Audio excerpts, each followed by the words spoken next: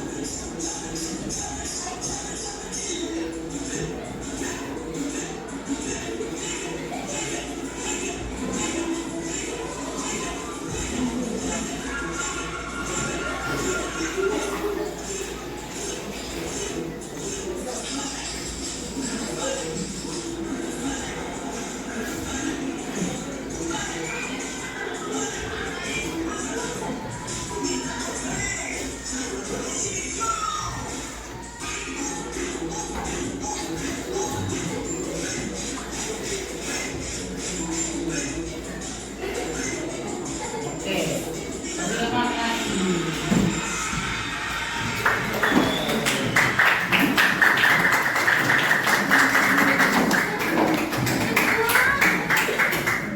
Oke, berarti sekarang kita lanjut ke materi coding dan kecerdasan artificial.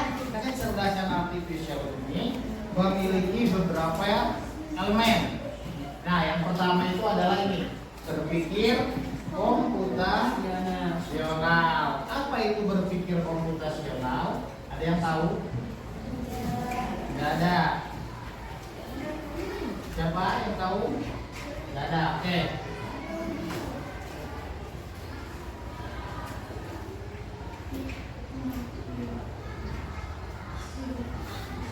Berpikir komputasional. Nih.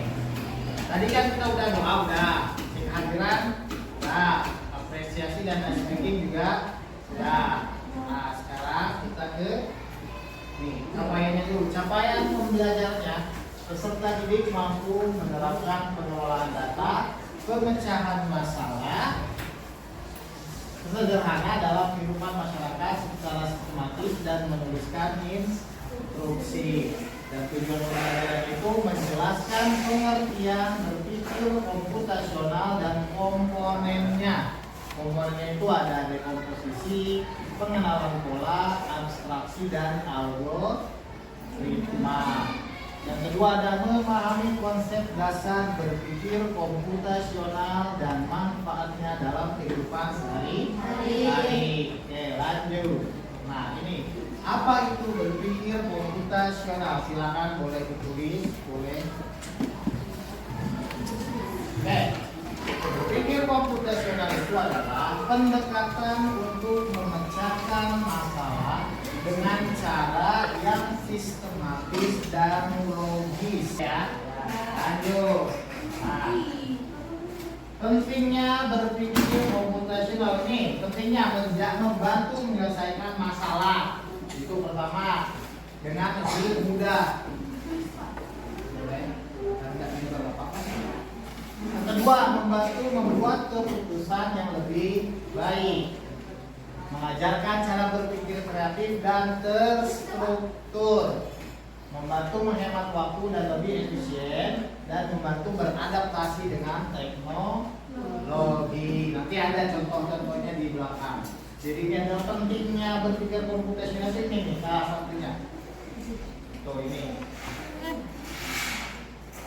Apa tadi? Membantu menyelesaikan masalah dengan lebih mudah. Jadi kalau misalkan ada masalah, kalau kita bisa menerapkan berpikir komputasional, semua permasalahan itu akan terasa lebih mudah dikerjakan. Terus membantu membuat keputusan yang lebih baik.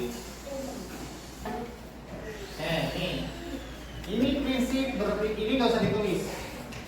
Jadi prinsip berpikir komputasional itu ada 4.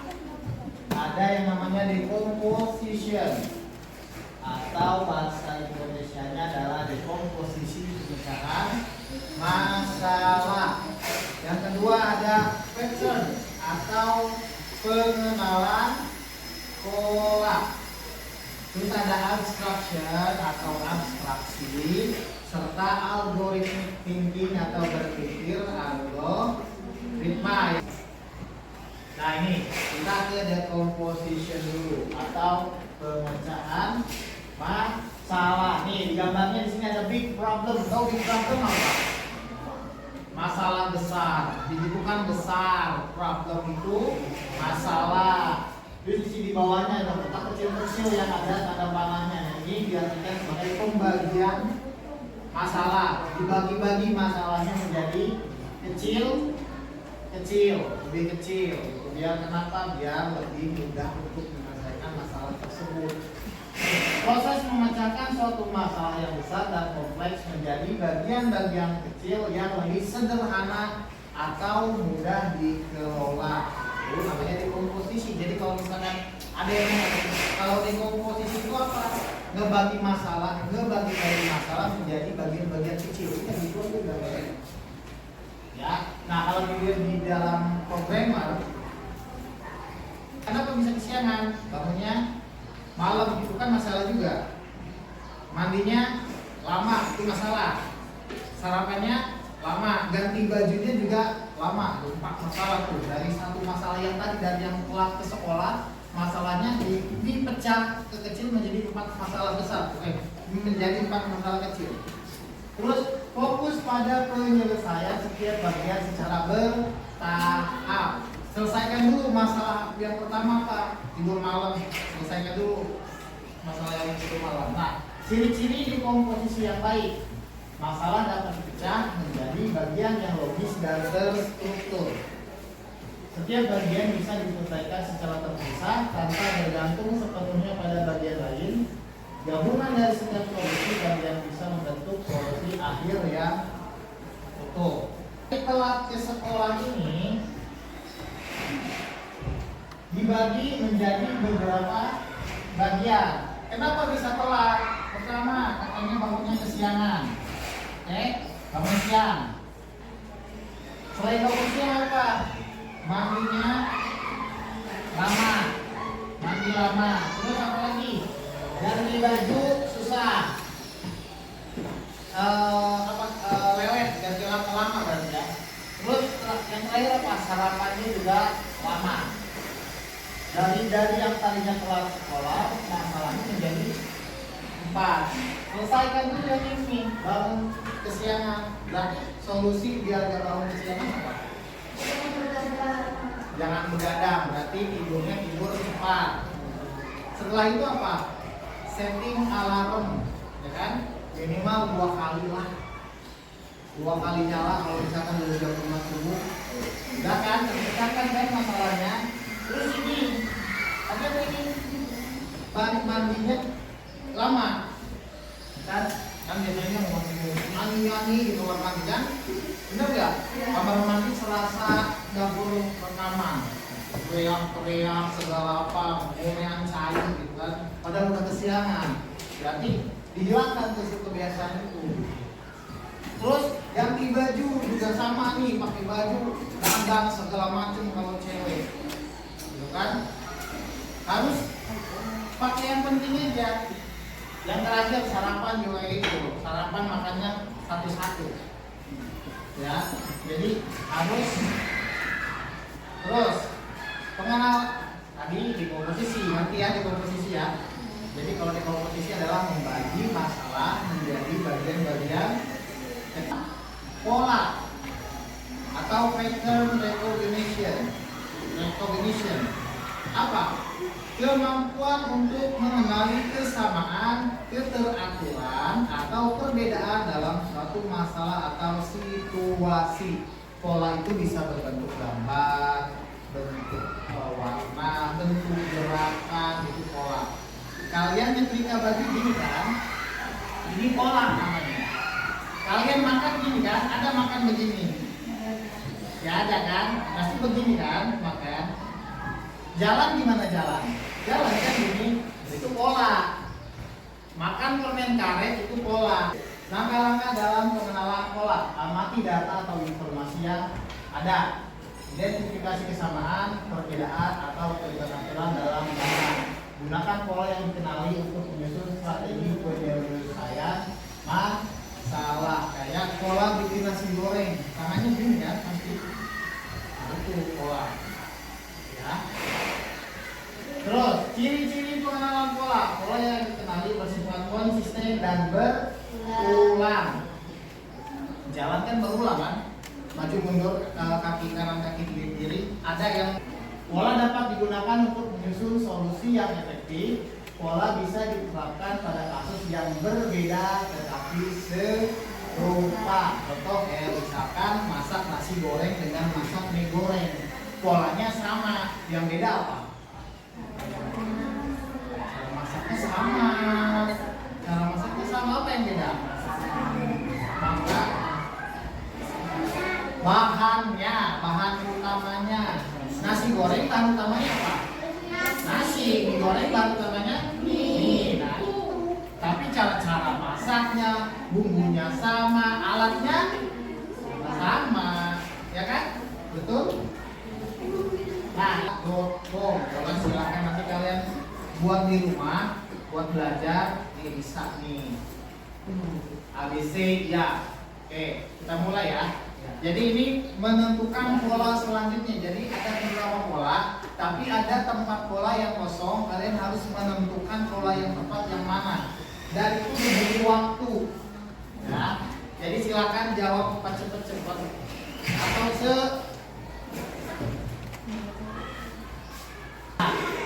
shape pattern. Oke, kita play ya. Menurut kamu polanya yang mana?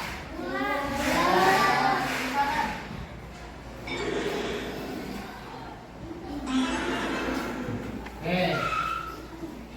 Terus nih ada 2 yang kosong. Terus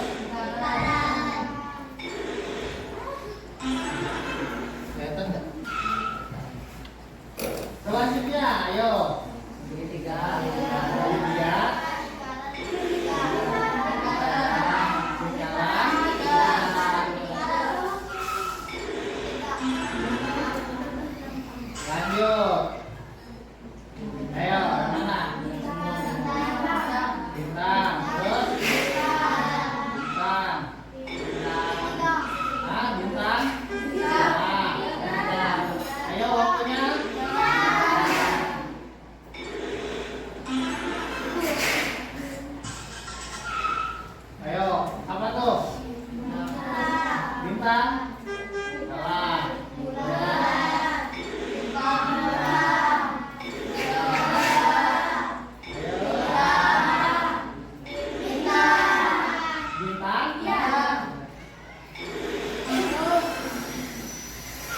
Dulu dia popcorn.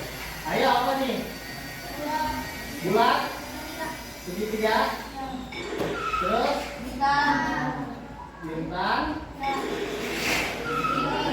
Ayo waktunya habis.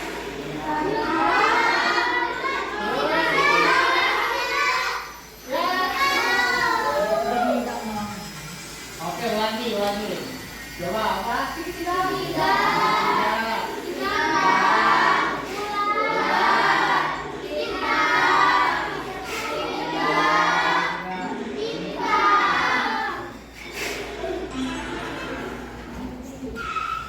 Tiga lagi, ayo apa? Segitiga.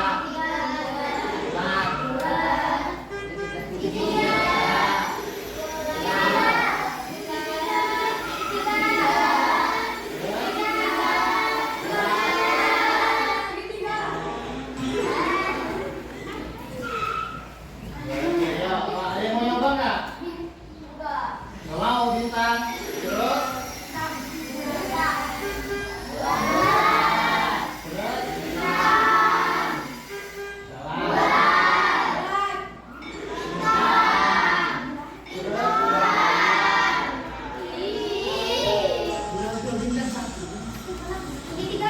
Segitiga.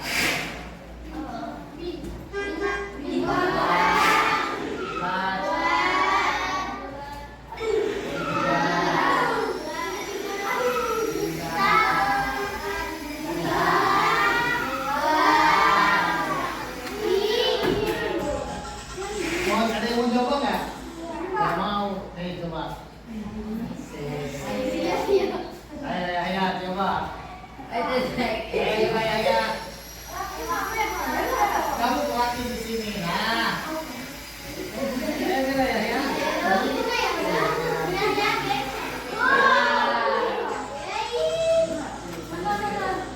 Ya.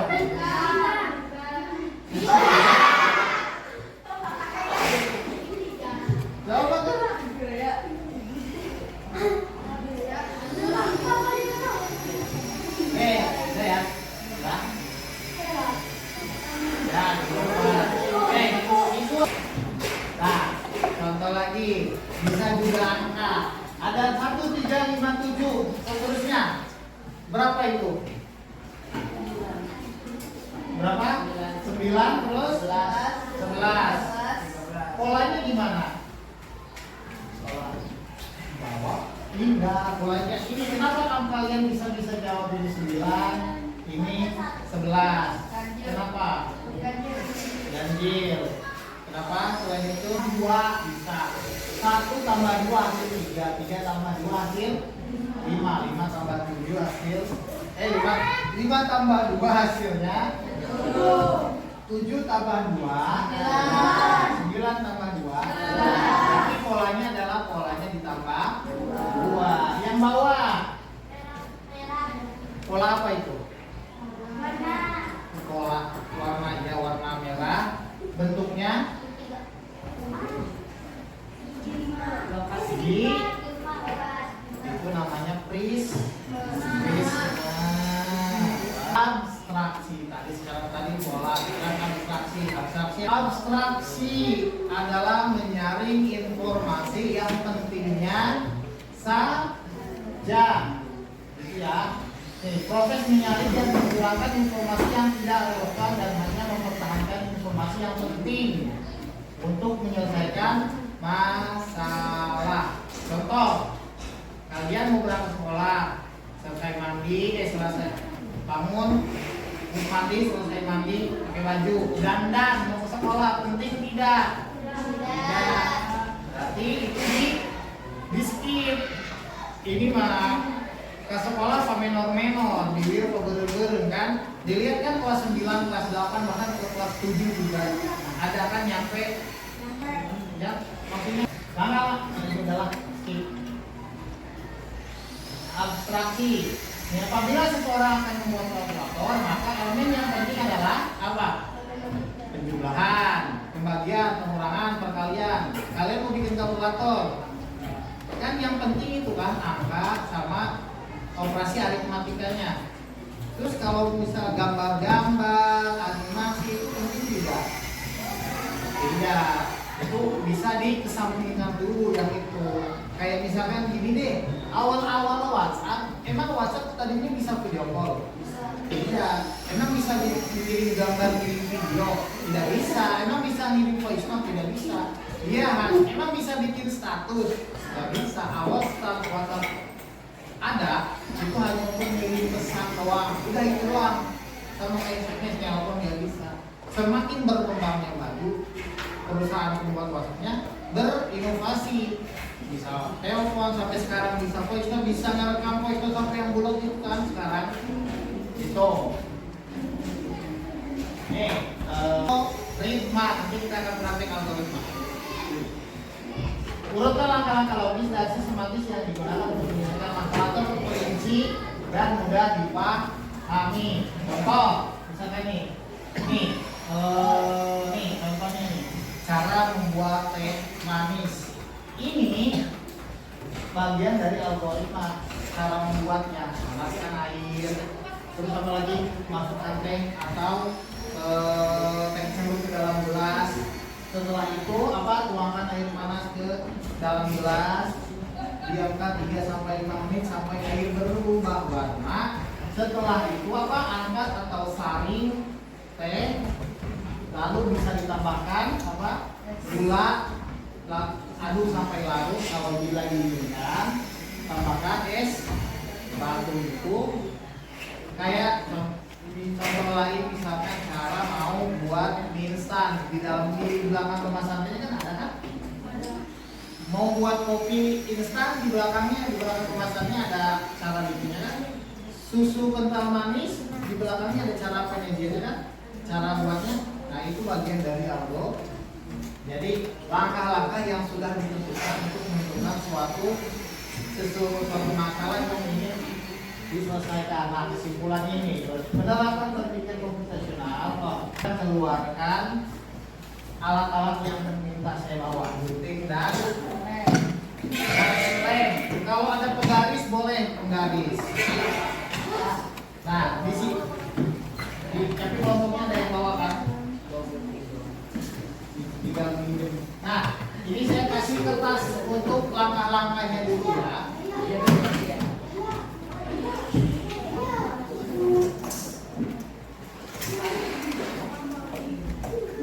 Ada 5 ya. Ada 5. Nah, ini langkah-langkahnya. Dan ini adalah yang harus kalian kerjakan sesuai instruksi yang ada di kertas.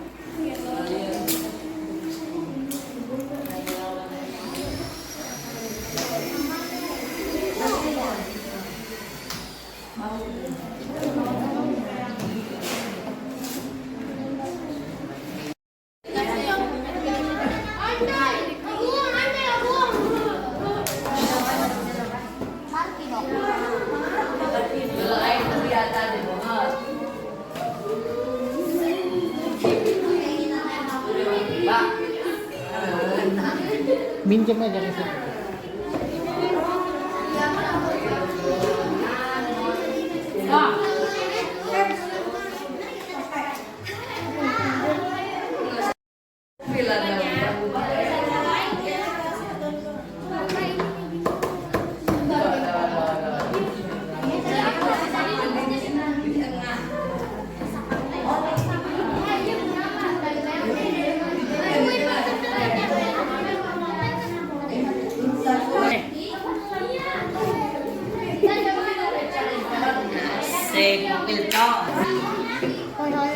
Aku sih. Ada jadi mana peraturan anggus itu. Iya, sampai. Oh iya nak. Tadi sudah kan dikasih tugas untuk mengikuti pola dan aturan algoritma yang saya berikan kan. Terus hasilnya sudah bisa ya, ada yang bisa, ada yang setengah.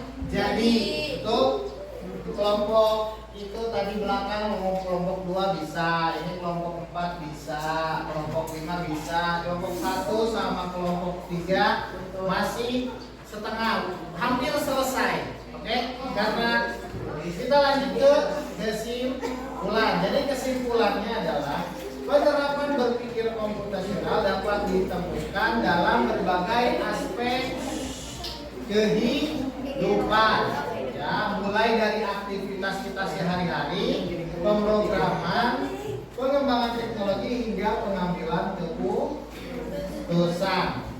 Terus proses dekomposisi, pengenalan pola, abstraksi dan algoritma memungkinkan seseorang untuk menyusun strategi penyelesaian masalah dengan cara terstruktur dan efisien.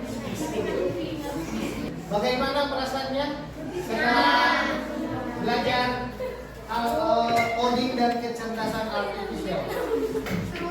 Seru? Puyeng? Menyenangkan? Bingung? Masih bingung? Masih ngawang-ngawang? Apa sih gitu ya?